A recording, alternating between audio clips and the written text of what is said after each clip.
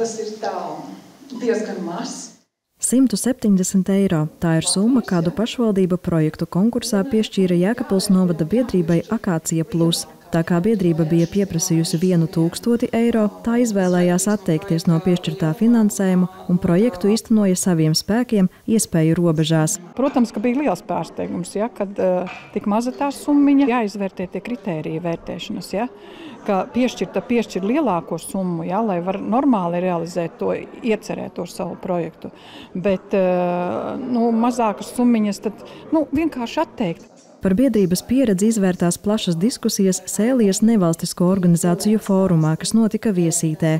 Dalībnieku vidū izskanēja viedoklis, ka tik mazas summas piešķiršana esot kā pazemojums biedrībai. Savukārt pašvaldībā uzsvēra, ka šajā gadījumā līdzekļi tika piešķirti vienai projekta aktivitātei meistarklasei, atstājot neatbalstītu šķūņa ēkas sakārtošanu un citas ieceres. Ja šis projekts ir uzrakstīts plaši un ļoti daudz stāstot, ko grib paveikt un nepasakot šo būtisko, var gadīties tā, ka komisijai sāk likties, ka svarīgākas ir citas iniciatīvas, ko biedrība ir paredzējusi.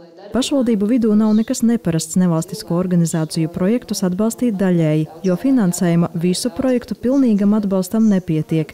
Arī Aizkraukles novadā ir šāda prakse. Tā samazināšana, ja es nemaldos, bija par kādiem 10, varbūt 20%, jo bija patiešām labi projekti un gribējās tos visus atbalstīt. Tāpēc mazliet varbūt tika samazināts, bet tas ir tāda pieļaujamā daļa.